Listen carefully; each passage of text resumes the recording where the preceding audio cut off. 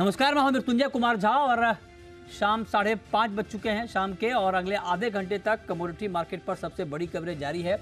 आपके सवालों का सबसे बड़ा मंच तैयार है। अगर आपने कमोडिटी में ट्रेड किया है या फिर नया ट्रेड करना चाहते हैं, जानना चाहते हैं कि कहां पर कमाई के मौके बनेंगे, तो आप सवाल पूछिए। नंबर आप नोट कर लें 02223001634। इसके अलावा आप 02223001635 पर भी अपना सवाल पूछ सकते हैं। और सबसे पहले बात करेंगे एक महत्वपूर्ण खबर की। खबर है पाम तेल को लेकर, और नवंबर के जो उत्पादन के आंकड़े मलेशिया के आए हैं उसमें नवंबर में क्रूड पाम तेल का उत्पादन घटा है 7.6%, और नवंबर में करीब 18 लाख टन का उत्पादन हुआ है। नवंबर में सीपीओ का स्टॉक 4% घटा है मलेशिया में। ये आंकड़ा हम इसलिए बता रहे हैं क्योंकि इंडिया एक बड़ा इंपोर्टर है पाम का, और सबसे ज़्यादा पाम का इंपोर्ट हम मलेशिया और इंडोनेशिया से ही करते हैं। तो लिहाजा वहाँ अगर स्टॉक में कोई ऊपर नीचे होता है तो ये हमारे मार्केट के ऊपर भी इम्पैक्ट करता है। संदीप बान साहब हमारे साथ जुड़ चुके हैं, साइम डार्बी ऑयल ट्रेडिंग के सीईओ हैं। संदीप जी, बहुत बहुत स्वागत है आपका। कहाँ हैं सर आप? सिंगापुर हैं, कुआलालंपुर हैं, ऑस्ट्रेलिया हैं? क्योंकि आपको पता नहीं होता कब कहाँ रहेंगे। मलेशिया में। अच्छा, आज मलेशिया से जुड़ रहे हैं आप, ठीक है। तो ये बताइए कि मलेशिया में है और मलेशिया की रिपोर्ट है ये, तो ये जो उत्पादन घटा है करीब 7.6% का नवंबर के महीने में मलेशिया में, क्या ये नॉर्मल है या कोई सप्लाई को लेकर कोई टेंशन वाली बात है? नहीं, ये नॉर्मल सीजनल ड्रॉप है। ये नवंबर से स्टार्ट हो जाता है, अक्टूबर नवंबर से ये जाकर मार्च तक लास्ट करेगा डाउन ट्रेंड। तो this is just the beginning of the down trend in production. अच्छा, अभी जैसे नवंबर में 8% आया, दिसंबर में डबल डिजिट डाउन आ जाएगा। हाँ, ओके। ये सीजनल है तो इसका कोई बड़ा इम्पैक्ट नहीं देख रहे हैं आप? अभी जो कि हमारे स्टॉक्स आज मलेशिया में अभी भी 2.42 मिलियन टन है, तो स्टॉक के दृष्टि से अभी इनफ सप्लाईज बाजार में है। तो इंडिया को सप्लाई को लेकर कोई दिक्कत तो नहीं आएगी? अभी शॉर्ट टर्म में कोई दिक्कत नहीं है। कोई दिक्कत नहीं है। लॉन्ग टर्म में? लॉन्ग टर्म में फरवरी मार्च ऑनवर्ड्स में थोड़ी सी परेशानी आ सकती है, क्योंकि तब उस पीरियड में प्रोडक्शन बहुत ही ज्यादा डाउन हुआ होगा और स्टॉक्स भी ड्रॉ डाउन होंगे। अच्छा, ओके, ठीक है। अब एक बात संदीप जी, मैं आपसे ये पूछना चाह रहा हूँ कि प्राइस के लिहाज से अभी पाम तेल का मार्केट कैसा है? क्या प्राइस अभी स्टेबल रहेंगे, बढ़ेंगे, घटेंगे, क्या होगा? प्राइस की दृष्टि से अगर देखिए, आज एमपीओबी की रिपोर्ट आई सवेरे, जब मार्केट खुला था यहाँ पे तो +20 +25 के आसपास खुला था। फिर थोड़ी सी ये मार्केट में न्यूज आ गई थी शायद रिपोर्ट बेरिश आ रही है, तो मार्केट डाउन नीचे आ गया 20-25 पॉइंट। बट रिपोर्ट होने के बाद जब मार्केट वापस खुल गया तो मार्केट वापस रिकवर पॉजिटिव टेरिटरी में 20-25 पॉइंट आ गया, और फिर वापस क्लोजिंग में -4 -5 के आसपास आया। तो इस स्टॉक पे इस रिपोर्ट की दृष्टि के अनुसार ऐसा लगता है कि अपन बॉटम लेवल पे आ चुके हैं। अच्छा, तो आप कह रहे हैं कि बॉटम के आसपास आ चुके हैं, ठीक है। तो क्या मतलब अगले 2-3 महीने का आउटलुक क्या है आपका पाम तेल के प्राइस पर? ये एक रेंज बाउंड मार्केट है। अभी कोई ज्यादा जबरदस्त तेजी की बात नहीं कर सकते अभी, क्योंकि जिस तरह से सप्लाई है अभी उस तरह को देखते हुए ऐसी कोई जबरदस्त तेजी दिख नहीं रही है। But at least we are in a bottom और ए रेंज बाउंड ट्रेड में। तो इंडिया के पॉइंट ऑफ व्यू से क्या ये हम मान के चलें कि अभी तेलों के दाम नहीं बढ़ने वाले हैं, क्योंकि महंगाई को लेकर सरकार बहुत एक्शन में है, यहाँ पे एक से एक कदम उठा रही है, तो क्या तेल के मोर्चे पर कोई चिंता नहीं है? तेल के मोर्चे पे अभी कोई चिंता नहीं है। अच्छा, कोई चिंता, दाम नहीं बढ़ने वाले हैं? दाम ज्यादा बढ़ने वाले है नहीं, कुछ ज्यादा मतलब आज मुझे भाग जाए बाजार कल, नहीं, ऐसा नहीं लगता। अच्छा, मलेशिया में तो मान लीजिए घटा है स्टॉक, इंडोनेशिया में क्या सिचुएशन है सर? इंडोनेशिया में अभी ठीक है। इंडोनेशिया में आप अभी जो उन्होंने $25 कम करे हैं, ये एक्सपोर्ट टैक्स और लेवी, उसके चक्कर में आप थोड़ा सा फोकस इंडोनेशिया की ओर चला जाएगा एक्सपोर्ट्स का। अच्छा, हाँ, जो ये अभी अच्छा याद दिलाया। मलेशिया में हो जाता है वो अब शिफ्ट हो जाएगा इंडोनेशिया की। ये अच्छा याद दिलाया आपने। $25 जो एक्सपोर्ट टैक्स में भी कटौती की है इंडोनेशिया ने, तो क्या इंडिया का इंपोर्ट इंडोनेशिया से बढ़ सकता है क्या कंपेयर टू मलेशिया? हाँ जी, अभी सेकेंड हाफ में थोड़ा इंडोनेशिया से एक्सपोर्ट बढ़ेगा कंपेयर टू मलेशिया। ओह, बढ़ेगा, ठीक है। शुक्रिया संदीप जी आपका हमारे साथ जुड़ने के लिए। ओवरऑल पाम तेल पर डिटेल रिपोर्ट बताने के लिए हमारे ऑडियंस को, और बताने के लिए कि पाम तेल की डिमांड सप्लाई को लेकर क्या सिचुएशन है और आगे प्राइस क्या रहने वाला है।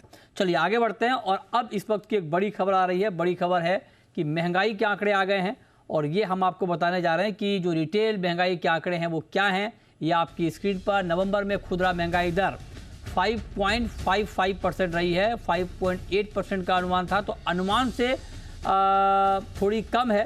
महंगाई, लेकिन जो अगर आप वैसे देखें तो नवंबर सीपीआई 4.87% से बढ़कर 5.5% पर पहुंची है अक्टूबर के मुकाबले। तो मतलब अक्टूबर के मुकाबले महंगाई बढ़ी है, अनुमान से कम है, तो 5.5% के ऊपर। और महंगाई को लेकर चूंकि लगातार सबकी नज़र है, सरकार लगातार एक के बाद एक बड़ा कदम एक्शन ले रही है ताकि महंगाई काबू में रहे। आप देखिए यहाँ पर प्याज के एक्सपोर्ट को रोका गया, एथेनॉल को लेकर फैसला लिया गया, येलो पीस के इंपोर्ट पर ड्यूटी खत्म कर दी गई। तमाम तरह के कदम सरकार की तरफ से उठाए जा रहे हैं ताकि महंगाई काबू में रहे। लेकिन नवंबर में जो खुदरा महंगाई दर है वो 5.55% पर है। अनुमान हालांकि 5.8% का था, तो अनुमान से कम ज़रूर है, लेकिन नवंबर के मुकाबले, नवंबर में अगर महंगाई देखें आप तो अक्टूबर के मुकाबले जो है ज़्यादा है, 4.87% से बढ़कर 5.55% पे पहुंचा है। ये हम आपको महंगाई के ताज़ा आंकड़े इस वक्त बता रहे हैं। चलिए आगे बढ़ते हैं और अब हम रुक करते हैं एक और खबर है जीरे को लेकर। जी हाँ, जीरे में आप देखिए क्या हो रहा है, कमाल हो रहा है जीरे में। मतलब 1.5 महीने में 65 का जीरा 35-36 के आसपास पहुंच गया। जो तेज़ी आने में 6 महीने लगी थी, वो तेज़ी गायब होने में 1.5 महीने भी नहीं लगे। मतलब 1.5 महीने में ये तेज़ी गायब हो गई। दिनेश भट्टर साहब हमारे साथ जुड़ रहे हैं। भट्टर जी, क्या हो रहा है ये जीरे में? नमस्कार मृत्युंजय भाई।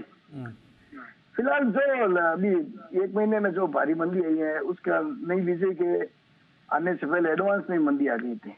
अब क्या है, अब अभी 2-3 दिनों से अभी स्टेबल हो रहा है मार्केट। फिजिकल के अंदर एक्सपोर्ट की डिमांड भी अच्छी है, पाकिस्तान की अच्छी डिमांड है। आज 2-3 दिन में चाइना में कई डिमांड भी अच्छी खड़ी है।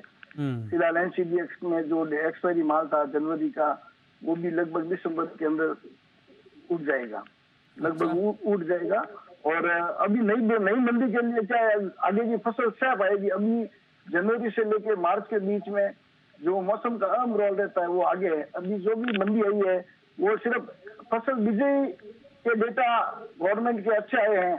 कोई 1.5 गुना 2 गुना ऐसे नॉर्मली सुनने को मिलता था, पर एवरेज बिजाई 1.30%, 3 सालों का एवरेज करे तो 1.30% बिजाई बढ़ी है। तो अभी क्या है, फिलहाल है जो डिमांड का फैक्टर है, डोमेस्टिक सेंटरों में माल नहीं है। हाजिर के अंदर भी तो बड़ा माल की सप्लाई नहीं है, किसानों की तो बिल्कुल आमदनी नहीं है। जो मंडियों में थे, इस मंडी ने नुकसान में भी लोगों ने माल बेचा है, जो ऊपर में नहीं बेच पाए। तो घटते मार्केट में उन्होंने नई फसल देखते हुए, नई बिजली देखते हुए लोगों ने माल छोड़ दिया। तो अभी जो फिलहाल अभी मार्केट जो स्टेट 8 बाजार मार्केट 1000-1200 रुपए घट के भी कवर हो गया था, उसका रीजन है डिमांड सामने अभी भी खड़ी है। आज भी है, चाइना के व्यापार सुनने को मिला अच्छा है। फिर भी अभी जो डिमांड है, इस डिमांड के अनुसार 6 से 7 लाख बोरी जीरा अभी नए आने से पहले की जरूरत रहेगी, और इससे ज्यादा भी माल स्टॉक है नहीं। तो मुझे ऐसा लगता है कि एक्सपोर्ट अच्छा आएगा। 20-25 हजार टन का एक्सपोर्ट अगले नई क्रॉप आने से पहले आए, तो एक बार सप्लाई कमजोर रहेगी उसके साथ। भट्टर जी, ये बताइए कि जो तेजी आने में 6 महीने लगी, वो तेजी गायब हो गई सिर्फ 1.5 महीने में। तो ये तेजी जो गायब हुई, क्या ये जेन्युइन तरीके से हुई, या आपको लगता है कि मार्केट को किसी ने जानबूझकर गिराया है, दबाया है? नहीं, ऐसा नहीं है। इसमें क्या हुआ सर, जब मार्केट बढ़ा था, जो 300 रुपए का भाव निकला था, वो भाव ऊपर में 65,000 तक गया था। तो पहले शुरुआत के दौर में चाइना की डिमांड अच्छी रही थी, 25-30 हजार टन चाइना ले गया था। उसके बाद में बाजार बढ़ता रहा तो पकड़ भी हो गई स्टॉक की। और सामने क्या है, जो मंदी का कारण बना है ना, तो उसका कारण था भाई अगले महीने डिमांड अच्छी आएगी, एक्सपोर्ट ऊपर के भाव में एक्सपोर्ट नहीं आया, और एक बार डोमेस्टिक में भी उसका पूर्ति होगी। आप ये कह रहे हैं कि गिरावट जेन्युइन है?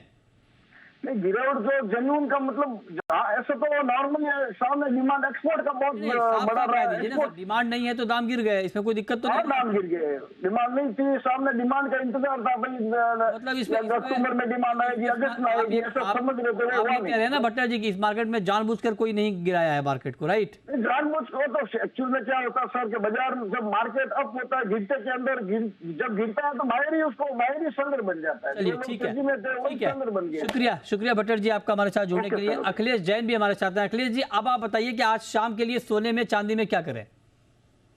नमस्कार मृत्युंजय जी। थोड़ा वॉलेटाइल वाला मार्केट लग रहा है, नो डाउट, बिकॉज फेड का पॉलिसी है डे आफ्टर टुमारो, और यहाँ पे सीपीआई के आंकड़े भी आने वाले लग रहे हैं। तो मुझे लगता है कि थोड़ा सा कॉशियस ही प्ले करना चाहिए। हालांकि ओवरऑल दोनों ही काउंटर के अंदर मुझे अभी भी प्रेशर लग रहा है, बट यहाँ पे फ्रेश बिकवाली कॉमेक्स स्पॉट रेफरेंस 1981 के लेवल को अगर गोल्ड ब्रिज करता है तो यहाँ से एक बार फर्दर 40 एक डॉलर का मुझे और इसमें फॉल लगता है। इसी तरह से अगर सिल्वर की बात करें तो 71,700 M6 का लेवल ध्यान रखिए। इन लेवल्स के नीचे यहाँ पे फर्दर लाइक बिकवाली देखने को मिल सकती है। हालांकि इन लेवल से अगर ऊपर बाजार टिका रहता है तो बहुत ग्रेजुअली अपसाइड देखने को मिल सकता है, which is only trading prospect. तो मुझे मेरी सलाह रहेगी कि अगर बिल्कुल शॉर्ट टर्म आज के लिए ट्रेड करना है तो इन लेवल्स के स्टॉप लॉस से आप बाइंग भी कर सकते हैं, क्योंकि ये बिल्कुल अभी इन्हीं लेवल्स के आसपास काम करा रखा है। और ट्रेडिंग का प्रोस्पेक्ट रखें, कोई भी ओवरनाइट पोजीशंस अपनी होल्ड ना करें, क्योंकि इंपॉर्टेंट डाटा है आज और कल। तो वेट एंड वॉच रखें और इन लेवल्स के रेफरेंस से थोड़ा बहुत आप काम कर सकते हैं। ठीक है, क्योंकि आज से फेड की मीटिंग शुरू हो रही है तो निश्चित तौर पर उस पर नजर रहेगी। क्रूड पर आपका व्यू अखिलेश जी, कच्चे तेल में क्या करें? क्रूड में अभी थोड़ा यहाँ पे प्रॉफिट बुकिंग होता हुआ लग रहा है मुझे। थोड़ा डॉलर इंडेक्स में भी यहाँ पे लग रहा है कि मजबूती बन सकती है। तो यहाँ पर ओनली फॉर ट्रेडिंग प्रोस्पेक्ट 5965 के आसपास अगर क्रूड मिलता है उछाले पे तो आप सेल करिए इसको। 5998 6000 के आसपास के स्टॉप लॉस रखिए। मुझे लगता है कि एक बार वापस से 5820 के आसपास क्रूड टेस्ट करना चाहिए। तो अच्छा। सेल ऑन राइस का रिकमेंडेशन है इंक्लूड। ओके, मेटल पर कोई कॉल आपकी बेस मेटल में आपको लगता हो कि ट्रेड बन सकता है? मेटल में हमेशा कहता हूँ कि लाइक स्ट्रक्चरल अभी भी इतना अच्छा नहीं है। रेस्ट ऑफ कॉपर थोड़ा बहुत ठीक लगता है, बट मैं मेरा जो फेवरेट है वो जिंक ही रहेगा। इस वाले में आप बेच के काम करिए। मुझे लगता है कि 209 के आसपास तक भाव मिलते हैं तो वहां पे डेफिनेटली बात है इसको सेल करना चाहिए। ऊपर में 1975 का स्टॉप लॉस रखें। नीचे मुझे लग रहा है कि 216.75 और पोजिशनली 212.25 तक के भाव देखने को मिल सकते हैं। तो इस ओके, काउंटर में भी सेलिंग का रिकमेंडेशन है, सेल ऑन राइस। चलिए, सेल ऑन राइस, तेजी पर बिकवाली की राय ये आप दे रहे हैं मेटल में। बस शर्त यह है कि तेजी आनी चाहिए बेचने के लिए, है ना अखिलेश जी? उन्हीं भाव के आसपास ट्रेड करा रहा है, उन्हीं हाँ। भाव के आसपास। हमारे साथ एक बेहद खास मेहमान इस वक्त जुड़ रहे हैं। हमारे साथ हैं consumer affairs secretary Rohit Kumar Singh. Rohit ji, बहुत बहुत स्वागत है सर आपका जी बिजनेस पर।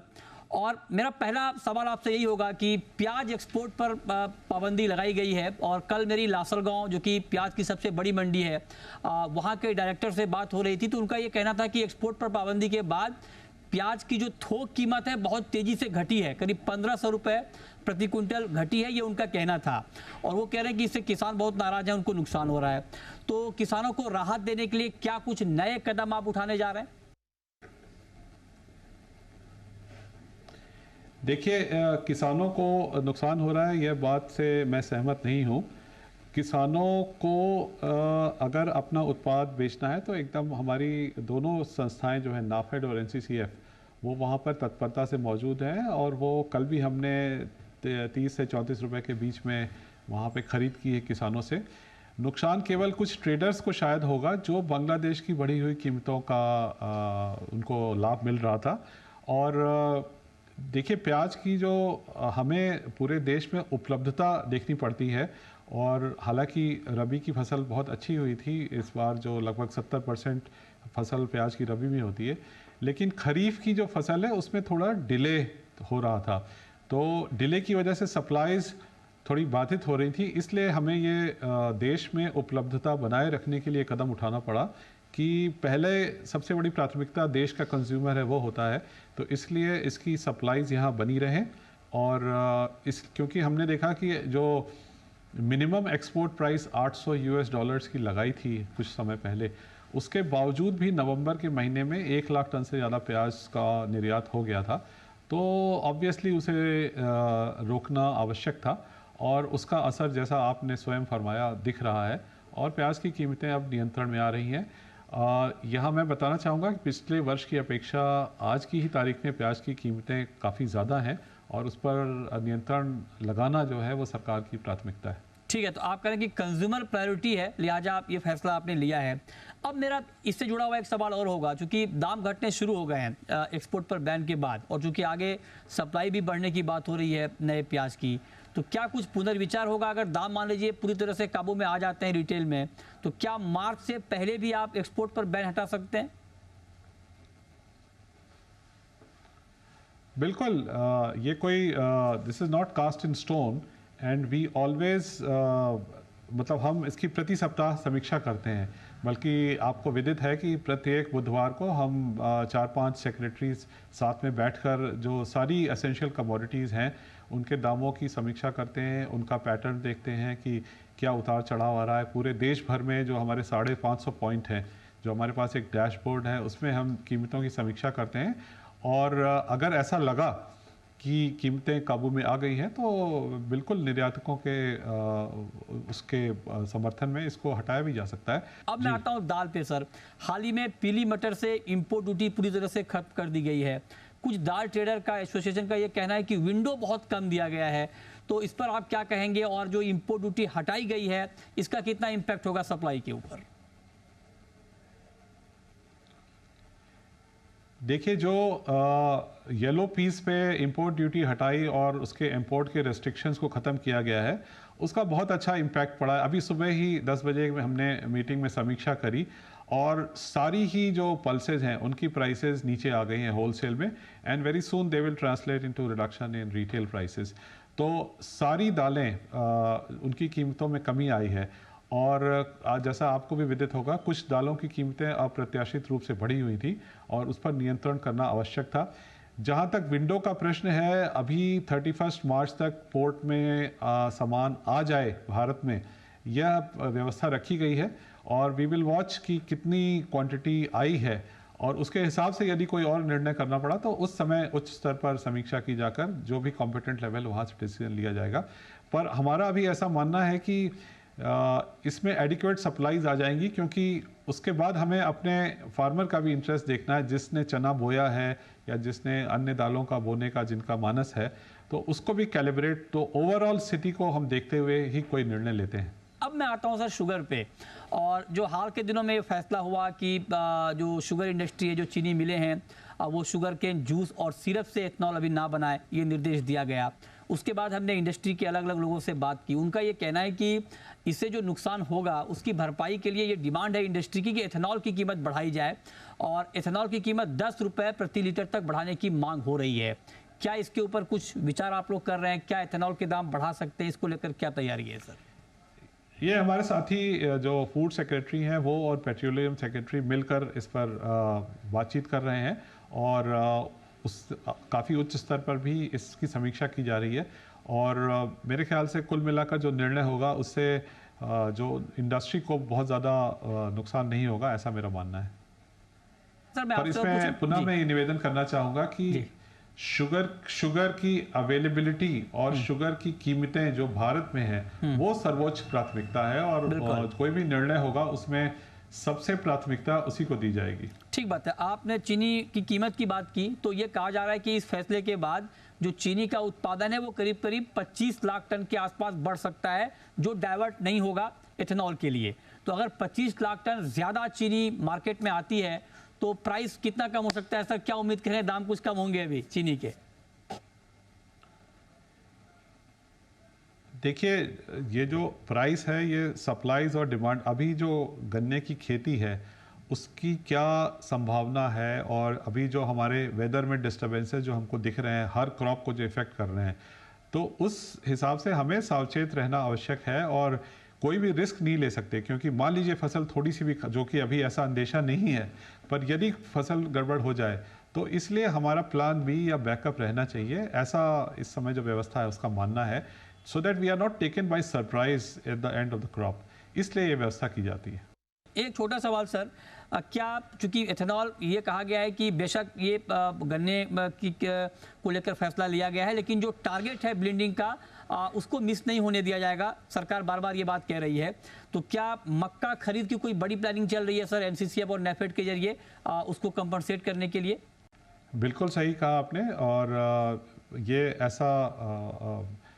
ऐसा प्लानिंग है, ऐसी प्लानिंग है कि मक्के का ज़्यादा से ज़्यादा इस्तेमाल किया जाए एथेनॉल के प्रोडक्शन में, और उस विषय में जो मक्के के किसान हैं उनको भी फ़ायदा होगा।